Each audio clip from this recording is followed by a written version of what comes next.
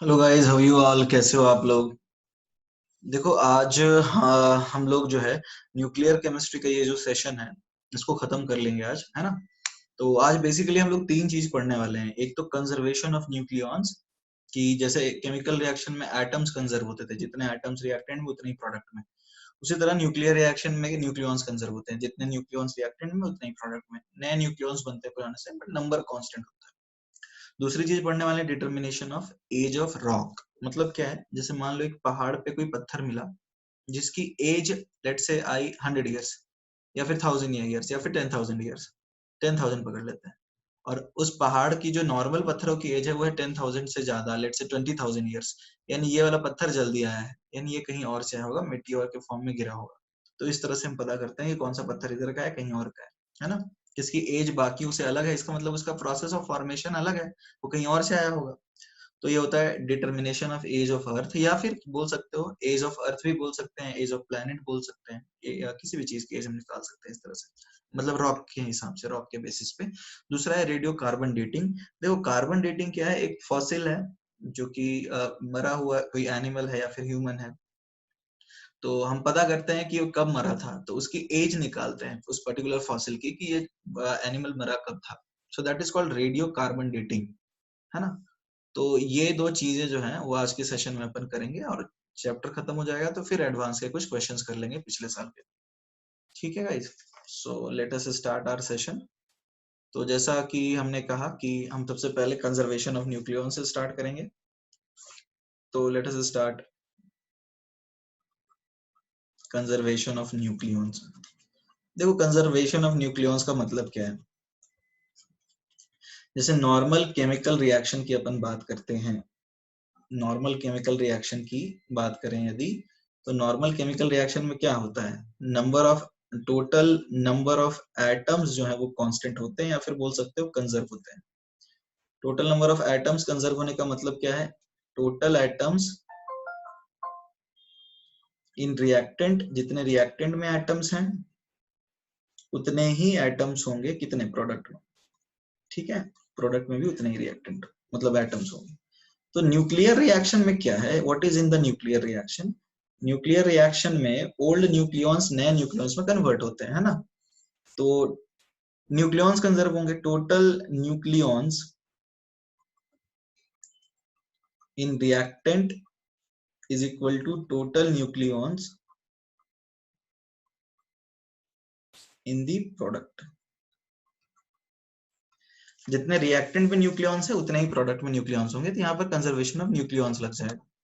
मतलब जैसे हम जनरल बात कर लें कि एक रिएक्शन है, लेट से एक्स Z1A1 से कन्वर्ट हो रहा है Y Z2A2, ठीक है, plus P Z3A3 plus R Z4A4।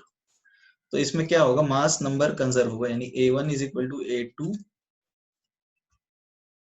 Plus A3 plus A4। Mass number जो है वो कंजर्व ही होगा, और एटॉमिक नंबर भी कंजर्व होगा, यानी Z1 is Z2 plus Z3 plus Z4। Atomic number भी कंजर्व होगा, प्रोवाइडेड कोई बीटा माइनस या बीटा प्लस डीके नहीं हो रहा हो, जहां पे न्यूट्रॉन प्रोटॉन जो है इंटरकन्वर्जन हो रहा हो। But in every case mass number तो ऑलवेज कंजर्व ही होगा। I hope you guys have understood this. In order to understand this we can take up certain questions, है ना। हम उसको कुछ क्वेश्चंस के फॉर्म में ले सकते हैं जेई के पेपर से, एक दो लेंगे, फिर बहुत सारे क्वेश्चन लास्ट में कर लेंगे। जैसे जो पहला क्वेश्चन है अपना वो ले लेते हैं। यहाँ पर सीधा कॉन्सेप्ट है A and Z are conserved, इतना ही है। अब जैसे जेई का ही क्वेश्चन है लेकिन काफी इजी है, कि ये एक न्यूक्लियर रिएक्शन है, यूरेनियम 92 टू 35 कन्वर्ट होता है जेनॉन 54 142 प्लस स्ट्रोंशियम 38 90, प्लस क्या है, इसमें certain number of neutrons emit हो रहे हैं, वो एक्स है। तो हमें कैलकुलेट करना है क्या, हमें कैलकुलेट करनी है वैल्यू ऑफ एक्स, कि एक्स की वैल्यू क्या है। तो देखो सीधा सा केस है, हम मास नंबर के लिए लगा सकते हैं क्या, 35 is equal to 132 142 plus x into 1 obviously. तो इसको अपन सॉल्व करेंगे तो क्या आएगा, तो x आ गया हमारा 3, यानी कि 3 न्यूट्रॉन की बात करी जा रही है। तो बहुत इजी है। ठीक है, एक क्वेश्चन और कर लेते हैं। क्वेश्चन है, इन the given nuclear reaction,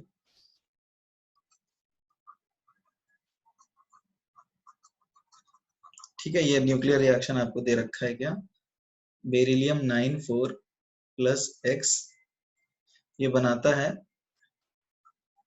beryllium 48 plus Y. तो अब पूछा जा रहा है कि यहाँ पे एक्स वाई क्या क्या है, क्या क्या पॉसिबल हो सकते हैं। तो ऑप्शन हम चेक करते आते हैं। पहला है गामा पार्टिकल और न्यूट्रॉन। तो चेक कर लेते हैं। जैसे ये 4 9 है, गामा पार्टिकल का तो एटॉमिक मास नंबर दोनों 0 होगा, आ जाएगा बेरिलियम 4 9 प्लस 0 1, है ना। तो ये देखो 9 plus 0 is 9, this is 8, sorry this is 8, is 8 plus 1। तो ये सेटिस्फाई कर रहा है, ए के लिए तो ये सेटिस्फाई कर रहा है, जेड के लिए 4 प्लस 0 इज 4 प्लस 0, ये दोनों के लिए सेटिस्फाई कर रहा है, ए और जेड दोनों के लिए। तो इसका मतलब ये ऑप्शन सही है।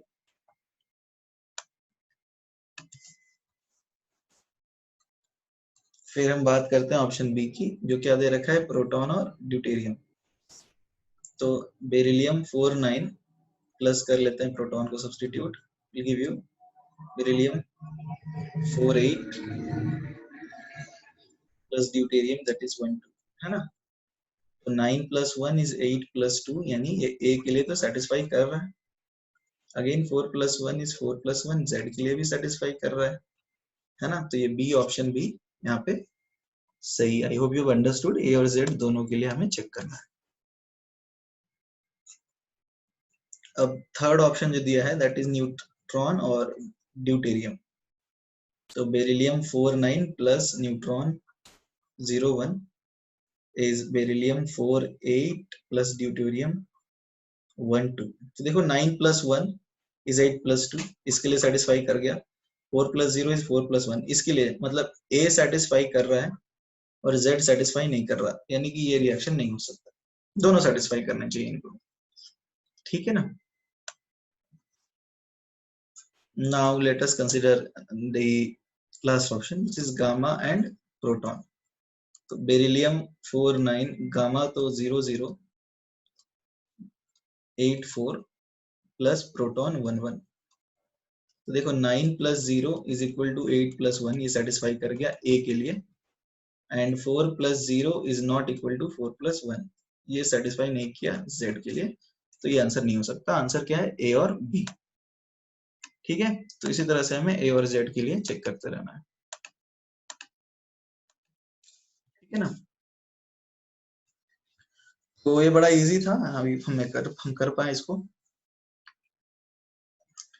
तो कुछ और क्वेश्चन कर लेते हैं। क्वेश्चन है, अ पॉजिट्रॉन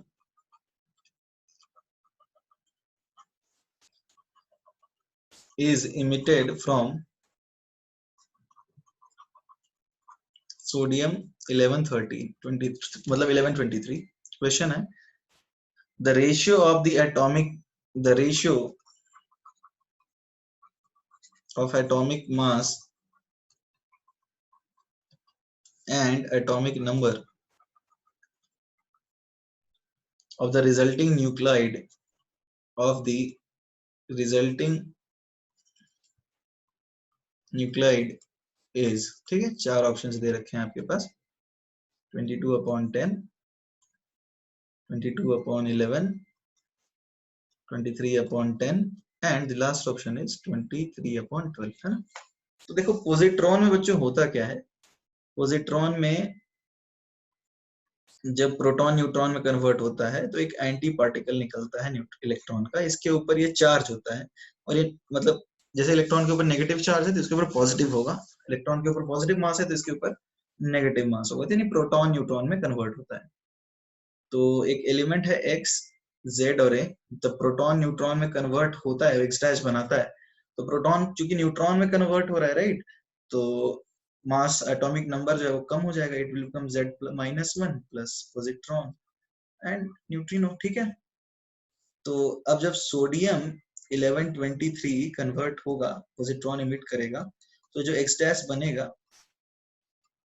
उसमें ये आ जाएगा 23/10 है ना, क्योंकि प्रोटॉन न्यूट्रॉन में कन्वर्ट हो रहा है तो एटॉमिक नंबर कम हो जाएगा, बट टोटल न्यूक्लियॉन्स तो कांस्टेंट ही है। ठीक है, फिर नेक्स्ट क्वेश्चन है कि एक न्यूक्लियर रिएक्शन दे रखा है 63 कॉपर 29। अच्छा, एक्चुअली में इनके मास नंबर क्या होते हैं उससे कोई मतलब नहीं है, यहाँ पे जो दिखा है हमको उसके हिसाब से करना है। ठीक है, उससे कंफ्यूज नहीं होना। This is neutron, this is alpha particle. तो अब क्वेश्चन है, predict the group in which the element x belongs in the periodic table। Periodic table में ये एलिमेंट x किधर जा रहा है, कि कौन से ग्रुप में है, वो हमें प्रेडिक्ट करना है। ठीक है ना, तो देखो आसान है, जिसके मान लो a और z एटॉमिक और मास नंबर्स हैं। सो 29 + 1 हम z के लिए लगा रहे हैं, इस 6 × 0 + 4 + 2 × 1 + x + z लिख देते हैं ना। It is 30 is equal to, sorry this is 2 and this is 4, so this will become 2 है ना। 30 इज इक्वल टू 4 + z, तो ये आ जाएगा z क्या, 26। तो ये कौन सा एलिमेंट है, this is 2 and this is 4, तो ये एलिमेंट है आयरन, जिसका कॉन्फ़िगरेशन आएगा आर्गन 4s2 3d6। तो पीरियोडिक टेबल में इसका ग्रुप हम जानते हैं ns n और n-1d इलेक्ट्रॉन्स होते हैं, तो इसका पीरियोडिक टेबल में ग्रुप क्या है, 8। ठीक है, आई hope you guys have understood this. अब एक क्वेश्चन और है, जैसे ये रिएक्शन लिखा है, एल्यूमिनियम जो है, ये सारे जेई के ही क्वेश्चंस हैं। ठीक है, इसको अल्फा पार्टिकल से बम्बार्ड किया, तो ये जो रिएक्शन दिया उसमें इसने बनाया फॉस्फोरस प्लस Y। ठीक है ना, तो दिस इज रिएक्शन 2। फिर एक सेपरेट रिएक्शन में ये अल्फा पार्टिकल के साथ रिएक्ट करता है and it produces silicon 1314 plus X, और एक सेपरेट रिएक्शन है जिसमें ये कन्वर्ट होके प्लस Z देता है।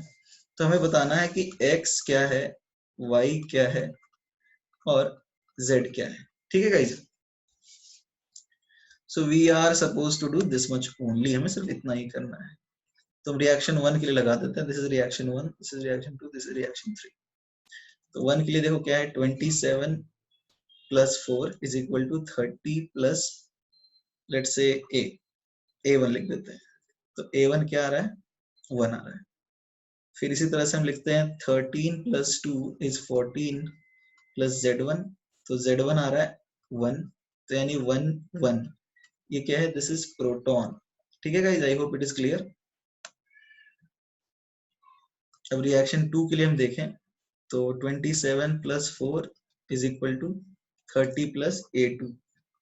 तो A2 हमें क्या मिलता है, A2 हमें मिलता है 1, उसी तरह से 13 + 2 इज इक्वल टू 15 + Z2, तो Z2 हमें क्या मिलता है, 0। तो 0 1 ये क्या है, it is neutron.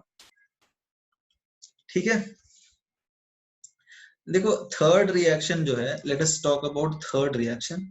Third reaction में न्यूट्रॉन चेंज नहीं हो रहा है ना, मतलब टोटल थर्ड रिएक्शन जो है, इसको पहले लिख लेते हैं, let us right it first. This is the third reaction. तो तुम देखोगे तो इसमें मास नंबर तो चेंज हो ही नहीं रहा, इसमें क्या हो रहा है, 15 से 14 हो रहा है। तो ये क्या है, this is simply beta minus decay. एक सेकेंड, नहीं नहीं, this is beta plus decay, positron emission है ये। क्यों, क्योंकि प्रोटॉन जब न्यूट्रॉन में कन्वर्ट होता है, तो प्रोटॉन न्यूट्रॉन कन्वर्टर में जैसे x ये z है, ये x डैश में कन्वर्ट हुआ, तो ये z-1 हो जाता है, this becomes z-1 plus positron, है ना, साथ में न्यूट्रिनो भी निकलता है। तो दिस इज व्हाट, तो हम सीधा बता सकते हैं Z इज सिंपली पॉजिट्रॉन, है, ये पॉजिट्रॉन इमिशन है। तो Z क्या हो जाएगा, Z सिंपली हो जाएगा पॉजिट्रॉन। तो आई hope you guys have understood कि हम लोग इस तरह से कैसे सॉल्व कर सकते हैं। ये क्वेश्चन सीधा सा है, आसान सा है, हमें कंजर्वेशन लगाना है A और Z का, तो हम आंसर कर सकते हैं। और beta minus beta plus decay तो दिख ही जाएगा, उसमें मास नंबर जो होता है वो कांस्टेंट रह जाता है, सिर्फ A मतलब या फिर Z चेंज होता है, Z चेंज होता है मोस्टली, है ना, ये तो कांस्टेंट ही रहता है, तो वो आपको दिख जाएगा। तो अब हमें बेसिकली दो चीजें करनी है। पहला क्या है, डिटर्मिनेशन ऑफ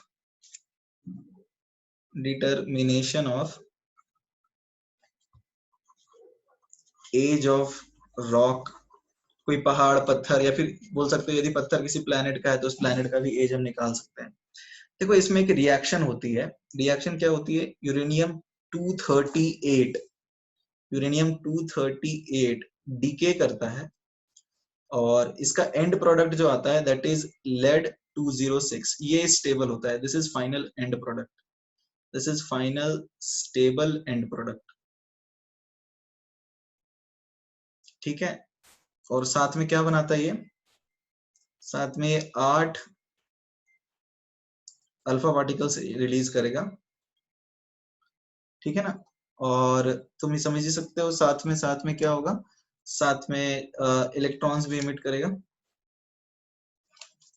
क्योंकि देख सकते हो तुम कि 82 से 92 से 82 में गया तो 6 अल्फा पार्टिकल आ गया, मतलब 6 अल्फा नहीं, सॉरी, यहाँ से 238 से 206 है ना, तो चेंज देखो कितना 32, तो 8 अल्फा पार्टिकल, तो 8 अल्फा पार्टिकल है, ठीक है। तो 8 अल्फा जैसे हम सीधा लगा देते हैं, इसमें लिख ही लेते हैं, जैसे देखो 238 माइनस 206 अपॉन 4, दिस बिकम्स 8, तो अल्फा पार्टिकल तो इतने हो गए। तो अब इसका एटॉमिक नंबर क्या हो जाना चाहिए था, इसका एटॉमिक नंबर हो जाना चाहिए था 92 माइनस 16 यानी 76, बट इट इज 82। तो बीटा डी पार्टिकल्स कितने मिल गए, 82 माइनस 76 यानी 6, ये हमने पिछले लेक्चर में किया था। तो हम यहाँ समझ सकते हैं कि 6 बीटा पार्टिकल भी है, तो यहाँ पे अल्फा इमिशन और बीटा इमिशन कितने हैं, 8 और 6। तो ये तो आपसे पहला ही सवाल पूछा जा सकता है, ये देखो इस रिएक्शन में कितने अल्फा और कितने बीटा डी के हो सकते हैं, ठीक है। एक और चीज है, ये हीलियम जो है हीलियम गैस के फॉर्म में निकल जाता है, तो इससे ये भी पूछा सकता है कितने मोल हीलियम गैस के बनेंगे, है ना, ये भी एक क्वेश्चन हो सकता है। तो अब ये जो रिएक्शन है ना, ये रिएक्शन मैंने क्यों लिखा है, इसका एक इंपॉर्टेंस है, इसमें एक अजम्पशन होता है, इसमें एक टेक्निक क्या होता है, टेक्निक ये माना जाता है कि एक गिवन रॉक में जो भी लेड मिलेगा, राइट, इसमें एक गिवन रॉक सैंपल में क्या होता है, लेड मिलता है, लेड स्टेबल है, ठीक है। तो अजम्पशन क्या लगाते हैं, अजम्पशन ये लगाते हैं कि देखो सारे बिग बैंग से वर्ल्ड बना है, तो एक्सप्लोजन से ही दुनिया बनी है, राइट, बिग बैंग से, तो न्यूक्लियर रिएक्शन से ही सारा मैटर सेटअप हुआ है। तो न्यूक्लियर रिएक्शन से लेड जब बनता है तो हम लोग ये मानते हैं कि all the lead in the given sample of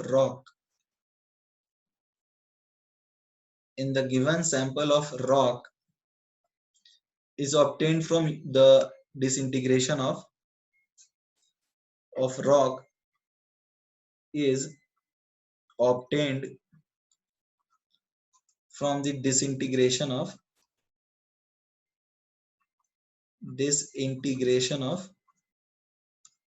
uranium 92 238।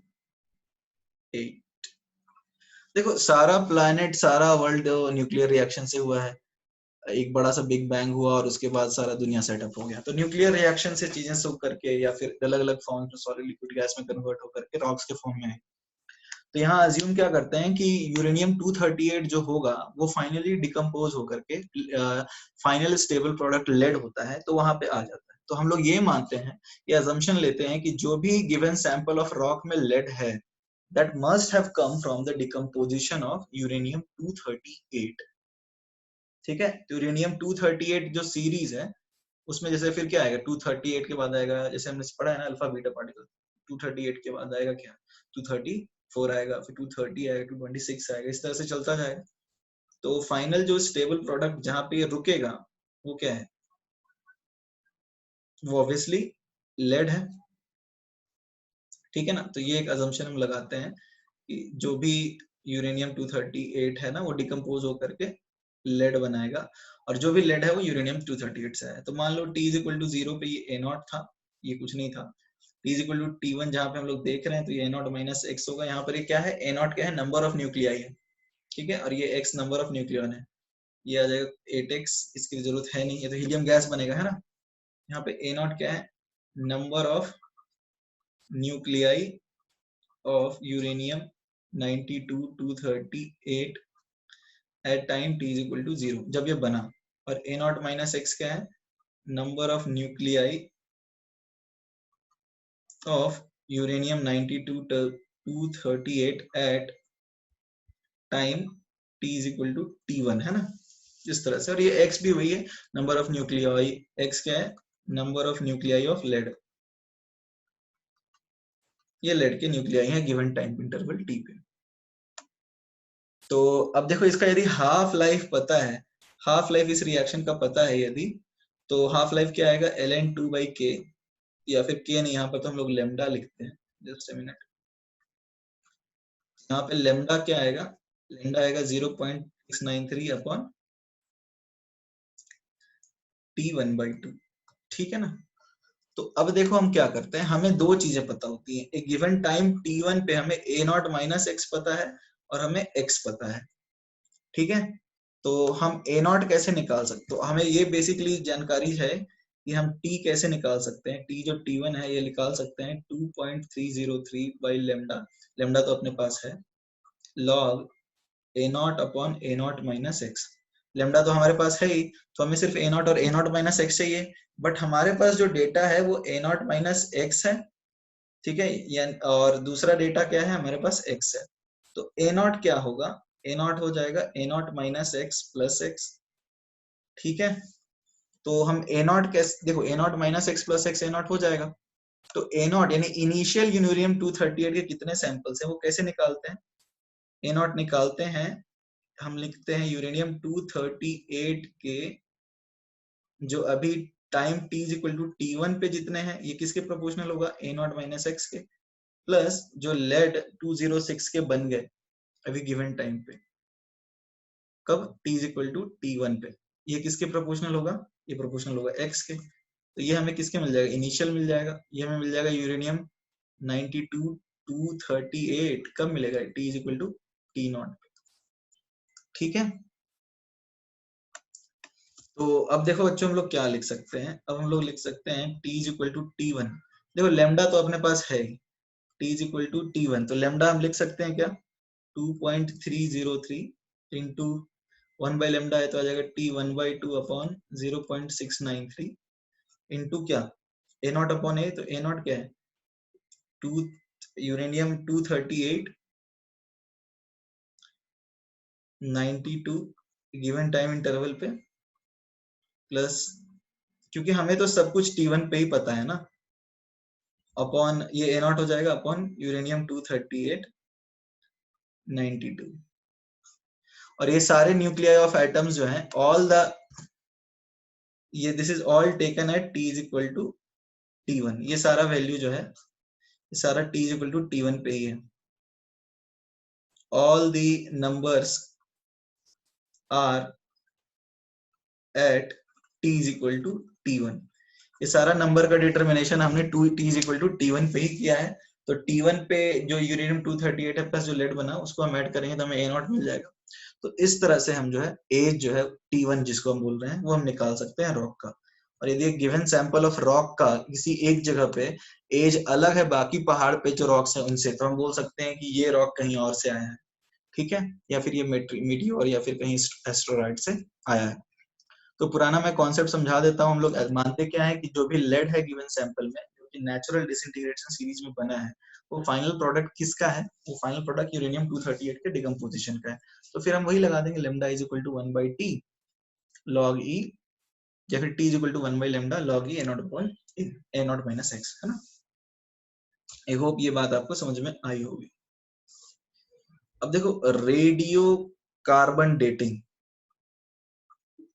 Radio carbon dating, इसका यूज क्या है कार्बन डेटिंग का? Determination of age of fossil.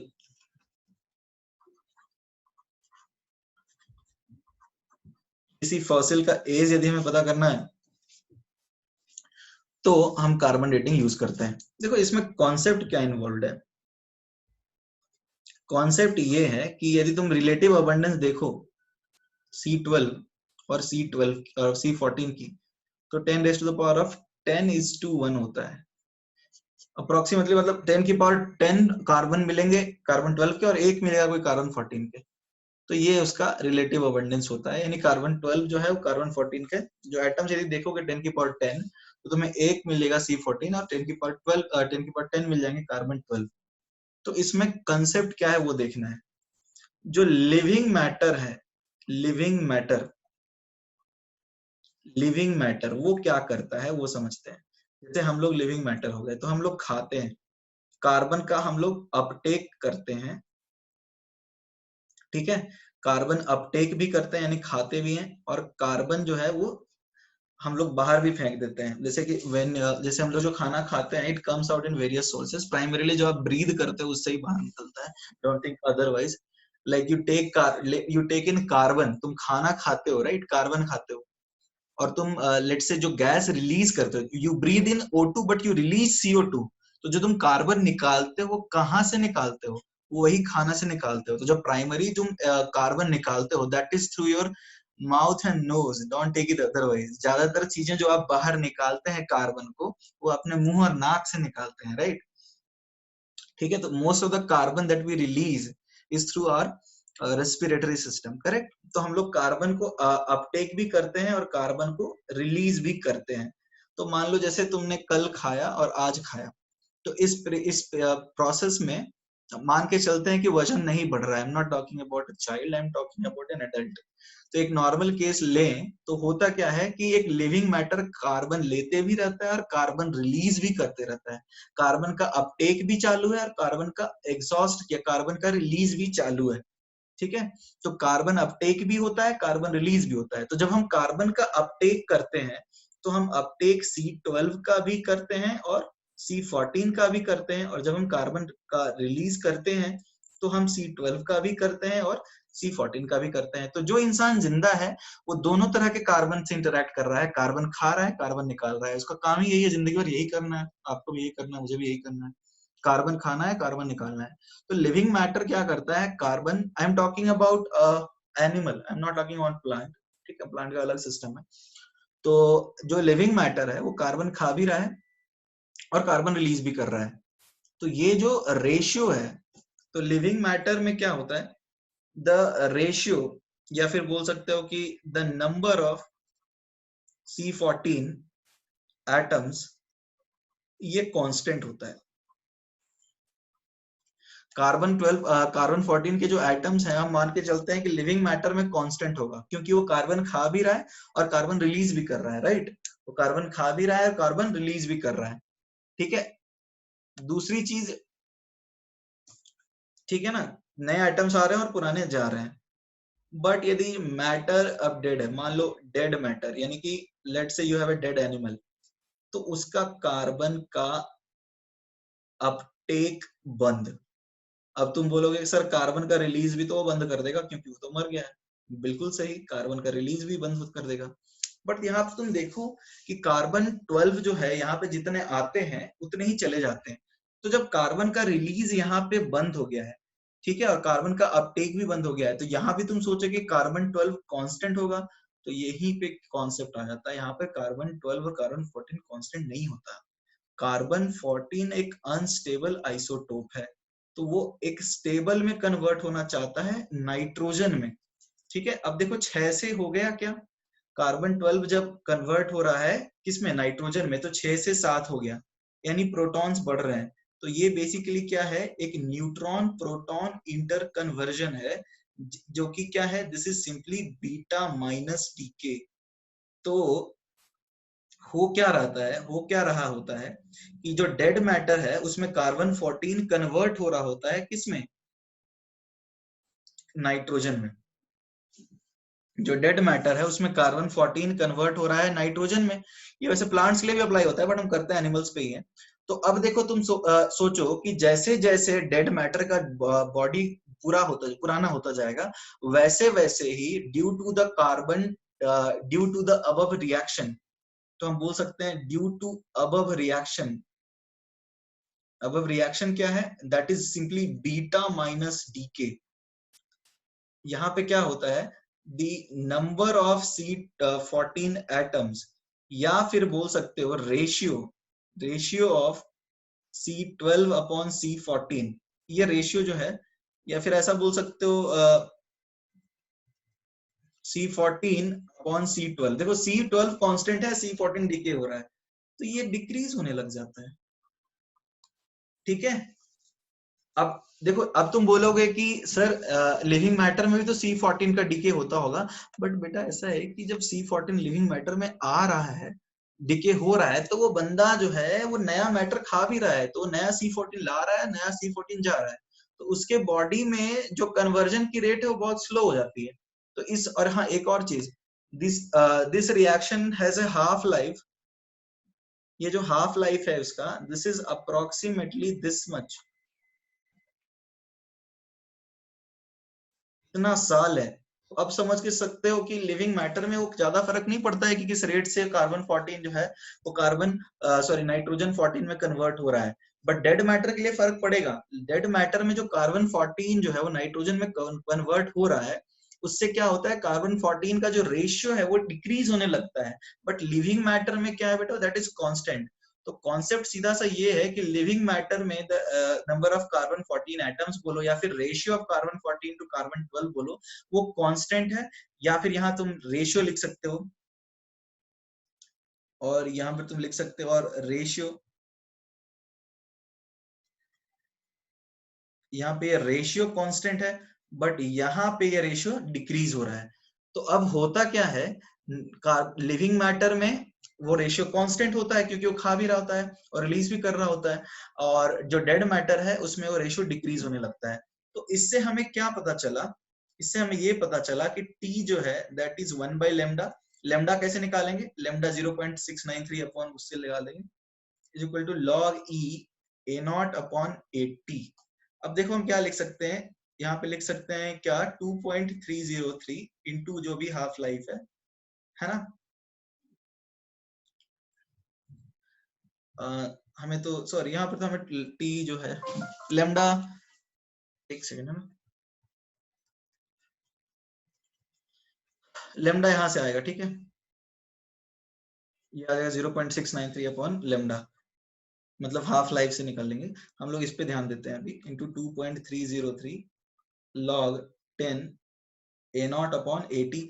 तो ए नॉट रेफरेंस क्या है, ए नॉट क्या है, it is proportional to number of C14 atoms in, कहां पे बताओ, इन लिविंग मैटर। क्योंकि जैसे मान लो तुम बंदर के शरीर को देख रहे हो, तो बंदर, एक जिंदा बंदर का सैंपल तुम्हें मिल ही जाएगा इन लिविंग मैटर। या फिर इसको ऐसे बोल सकते हैं, A naught is proportional to beta minus activity in living matter, because ये तो प्रोपोर्शनल होता है नंबर ऑफ एटम्स के। और 80 किसके प्रोपोर्शनल है, number of C12 atoms in DM, यानी कि डेड मैटर। ऐसा भी बोल सकते हो क्या इसको, we can call it let's say 80 is proportional to beta minus activity in dead matter। तो अब एज क्या आया, एज आ गया 1/λ। लेमडा कैसे निकालेंगे, 2.303 मतलब हाफ लाइफ से निकालेंगे, जो 5770 होता है। लॉग ई बीटा माइनस एक्टिविटी कहां पे, living matter upon beta minus activity कहां पे, डेड मैटर में। तो ये हो जाता है एज किसका, फॉसिल का। देखो जितना ज्यादा पुराना होगा ना उतना उसमें कार्बन 14 का कॉन्सेंट्रेशन कम होता जाएगा। तो कार्बन जितना ज्यादा पुराना फॉसिल है उतना ही बीटा एक्टिविटी डेड मैटर में कम होगा। तो जैसे जैसे फॉसिल पुराना हो जाता है ये रेशियो बढ़ता जाता है, इसलिए एज बढ़ता जाता है। So when the fossil ages, तो क्या होता है रेशियो, क्या होगा रेशियो बढ़ता जाएगा, क्योंकि ये तो कांस्टेंट है और ये कम हो रहा है तो रेशियो बढ़ता जाएगा तो एज भी बढ़ता जाएगा।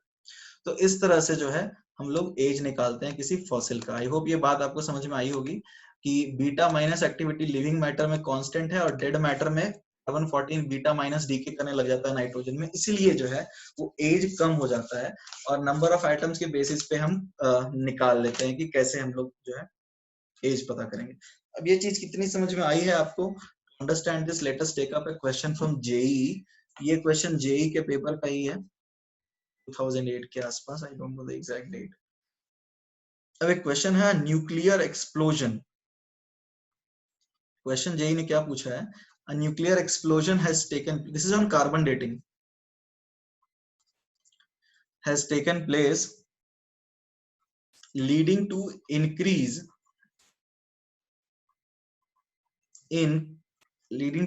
in concentration of C14 in nearby areas। ठीक है ना? तो अब C14 concentration in the explosion area जहां पे बम फटा is equal to C1 और C14 concentration in far off areas, काफी दूर मतलब, that is C2। तो क्वेश्चन ये है कि जहां पे एक्सप्लोजन हुआ वहां पे इसका एज T1 है और जहां पे एक्सप्लोजन नहीं हुआ वहां से काफी दूर उसका एज T2 है। तो आपसे ये पूछा गया है कि क्या होगा। पहला क्वेश्चन तो ये है कि will the age of fossil increase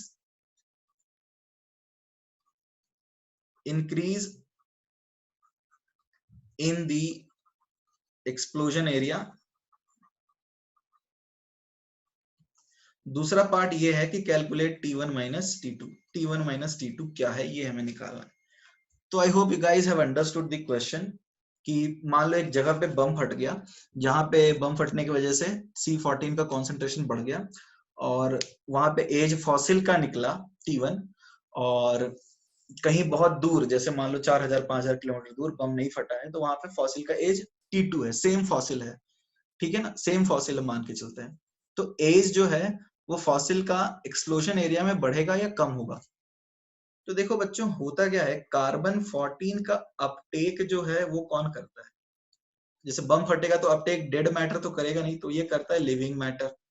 तो अब हम लोग जानते हैं कि T1 क्या आएगा, 1/λ log E, let's say C1, just a minute, जो रेफरेंस है वो चेंज हो जाएगा, C1 अपॉन C0।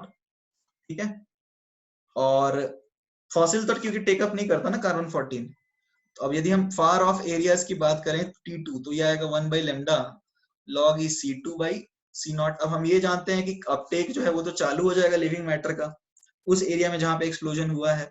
तो C1 जो है that will be obviously greater than C2, because जहां पे एक्सप्लोजन हुआ है वहां कार्बन 14 बढ़ गया है, क्वेश्चन में दे रखा है। तो जहां पे एक्सप्लोजन हुआ है वहां पे कार्बन 14 जो है उसका कॉन्सेंट्रेशन बढ़ गया है। तो कार्बन 14 का कॉन्सेंट्रेशन बढ़ गया है तो लिविंग मैटर जो रेफरेंस है वो तो C1 ज्यादा होगा C2 से। तो ऑब्वियसली अब यदि हम देखें तो T1 माइनस T2 क्या आएगा, it will be 1/λ log E C1 minus log E C0 minus C2 plus log C0। तो ये तो कैंसिल हो जाएगा। तो अब देखो क्या आ रहा है, C1 is greater than C2, तो यहां तो तुम्हें समझ में आ ही रहा होगा कि T1 is greater than T2। तो फॉसिल का एरिया एज तो यहाँ पर हमको समझ में आ गया है कि एज तो बढ़ेगा, age will increase in the explosion area, है ना। तो अब T1 माइनस T2 हम कैसे निकलेंगे, कितना एज बढ़ा, है ना। तो हम निकाल पा रहे हैं कि T1 minus T2 is 1/λ log E C1/C2। तो ये एज कितना बढ़ेगा, ऐसे बढ़ जाएगा। तो जो एज डिफरेंस आया वो कितना आया एक्सप्लोजन की वजह से, डेल्टा T वो हम देख पा रहे हैं, it is 1/λ log e C1/C2। तो ये आया age difference due to explosion. तो देखो होता क्या है, जनरल कॉन्सेप्ट तो यही है कि एक्सप्लोजन होगा तो लिविंग मैटर कार्बन 14 का अपटेक बढ़ा देगा, क्योंकि वहां पे कार्बन 14 अपटेक ज्यादा है, ठीक है। इसलिए जो रेफरेंस है लिविंग मैटर का वो चेंज हो जाएगा, और जो डेल्टा टी है दैट इज 1/λ log C1/C2। ठीक है बच्चों, तो ये होगी बेसिक चीजें, और सारी हमने इंपॉर्टेंट चीजें तो कवर कर ही ली हैं। कुछ और भी चीजें हैं वो उतनी रिलेवेंट नहीं है, वो काइनेटिक्स वाली ही चीजें हैं।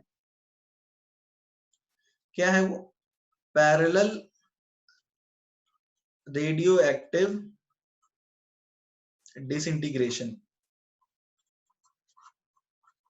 देखो पैरेलल रेडियो एक्टिव डिसइंटीग्रेशन का मतलब क्या है? पैरेलल रिएक्शन है सीधा सा। मान लो एक पेरेंट न्यूक्लियाई एक पैरेलल रिएक्शन दे रहा है, D1 मतलब डॉटर 1 डॉटर 2 लैम्डा 1 लैम्डा 2 के साथ, ये डी के कॉन्स्टेंट्स हैं। तो फ्रैक्शनल हम D1 का क्या बता सकते हैं? D1 का फ्रैक्शन कैसे बताएंगे? फ्रैक्शन ऑफ D1 कैसे पता चलेगा? जैसे पिछले बार करते थे, lambda 1 upon lambda 1 plus lambda 2। Fraction of D2 कैसे पता करेंगे? वैसे ही जैसे पिछले बार करते थे, lambda 2 upon lambda 1 plus lambda 2, है ना। उसी तरह इसमें चेन रिएक्शन भी हो सकता है, सक्सेसिव, या फिर चेन रिएक्शन हो सकता है, जैसे हमने पिछले बार पढ़ा था। एक फर्स्ट ऑर्डर रिएक्शन ही है ना, तो फर्स्ट ऑर्डर के केस में आ ही जाएगा। ए से बना D1, फिर D1 से D2, डी के कॉन्स्टेंट्स लैम्डा 1 और लैम्डा 2। ठीक है, तो हम D1 कैसे निकालते हैं? हम फॉर्मूला था हमारे पास K1 A0, इस तरह से। तो आएगा lambda 1 N upon lambda 2 minus lambda 1 e raise to the power of minus lambda 1 t minus e raise to the power of minus lambda 2 t। जैसे हम लोग b का लिखते थे ना constant, b is equal to K1 A0, उसी तरह से n यहाँ पे क्या है? Initial n, initial nuclei of A, वही है जो पहले करते थे, उसका डेरिवेशन काइनेटिक्स में करते हैं, है ना। तो ये वही चीज है फर्स्ट ऑर्डर रिएक्शन के जो केस में। यहाँ पे एक और चीज ध्यान देना है, radio active equilibria. Radio active equilibria ये क्या चीज है?